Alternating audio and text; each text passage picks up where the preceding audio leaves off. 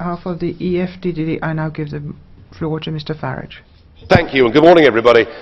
If this is European democracy in action, as we've heard this morning, I suggest we have a rethink. We're told that, as a result of the European elections, Mr. Juncker here is the nominee. Well, I can tell you that absolutely nobody in the United Kingdom knew that when they voted in the European election, it had anything to do with the next nominee. And the truth of it is, your voters, actually in your countries, didn't realise what this process was. Mr. Juncker's name did not appear on any single ballot paper. And the whole thing has been the most extraordinary stitch-up.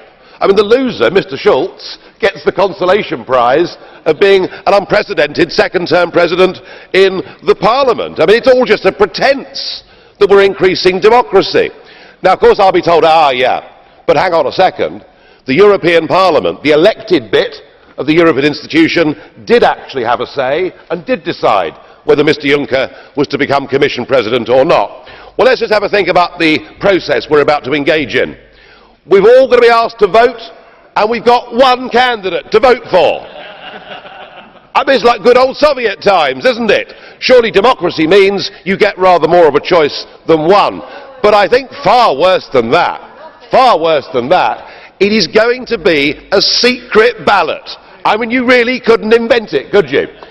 Hard on the heels of a European election, our voters are not going to know how any of us have voted. And I would say to you, Mr. Schulz, as President of the Parliament shouldn't vote in secret.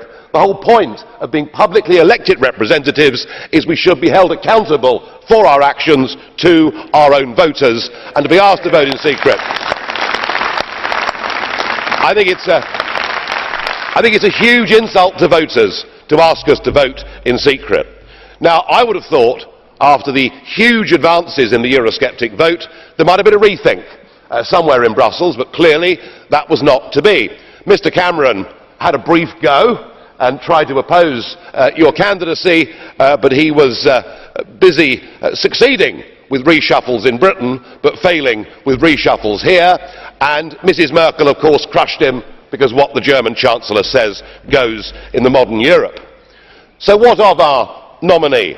Well, on the plus side, Mr. Juncker, you are a sociable cove with a very much better sense of humour than most people I've met in Brussels. And there's no question that you are a political operator, and you've even managed to, over the last couple of weeks, as you've gone round the political groups, change the mood music a bit. You've said that you don't believe in the United States of Europe. You don't believe in a common European identity. But I have to say, I didn't believe a word of it. And today you've proven that actually you're stuck back with the ideas of the old Europe. You talked about Monsieur Delors being a hero of yours. Well, I can understand that from your perspective.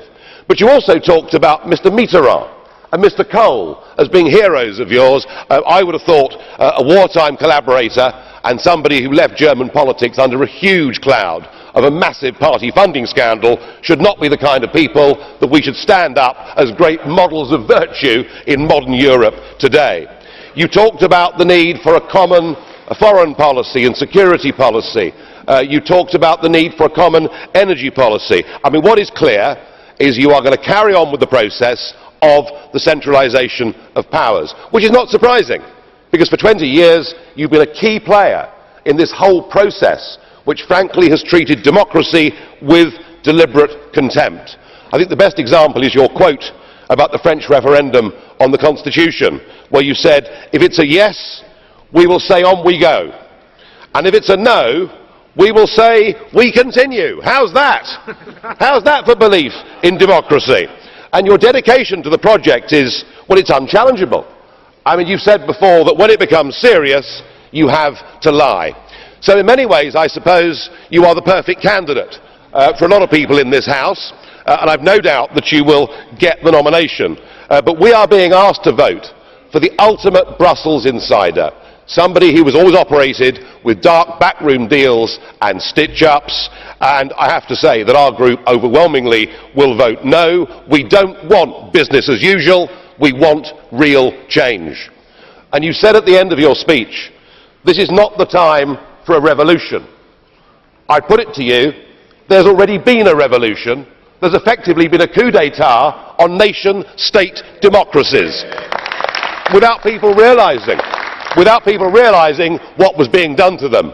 And these elections, the Eurosceptics may not yet have a majority in this House, but please don't think we're over, because the vast majority of European people don't want a European state, don't want a European Commission to be the executive, don't want that flag and don't want that anthem. So you'll get elected and will enjoy doing battle over the course of the next year or two.